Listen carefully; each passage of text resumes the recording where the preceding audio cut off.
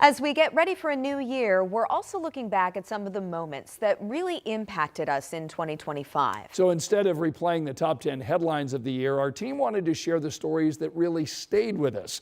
Could be an event, a memorable interview, or even an issue that changed our community. Our Dustin Grove takes a look back tonight at one of those stories with Rich Nye.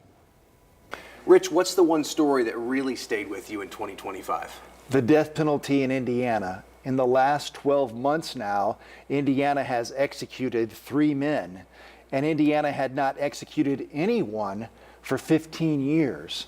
And the resumption of the death penalty in Indiana has really brought up so many other issues surrounding the death penalty. For 15 years, death row at the Indiana State Prison in Michigan City was just an indefinite holding cell.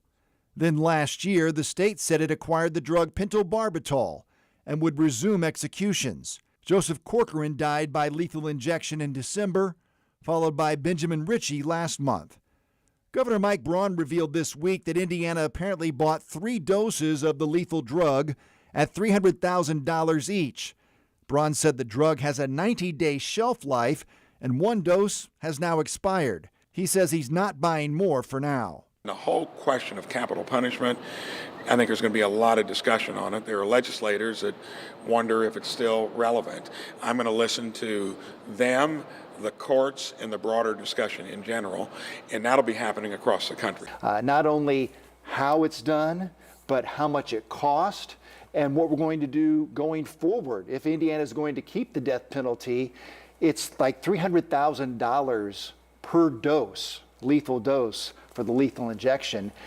And now there are proposals before the Indiana legislature to consider the firing squad as a cheaper alternative. So there's so much debate then on both sides of this issue, whether we should even have the death penalty. And if Indiana is going to have the death penalty going forward, how will it be executed? Why do you think that's the story that stuck with you? I think because back in 2022, I had begun to look into this issue. We had 8 men on death row. Many of them had been there for 20 years or more. Indiana had the death penalty on the books, and yet no executions were taking place. And then we had 3 different police officers who were killed.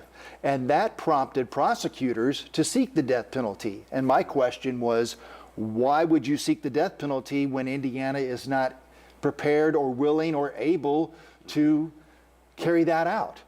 And then all of a sudden, 12 months ago, Indiana began these executions again. And so I think it's an issue that the state and its citizens are going to continue to wrestle with, whether the death penalty continues, and if it continues, how it will be executed, given that we have 3 pending death penalty cases in the courts right now, which we haven't had this many in a long, long time.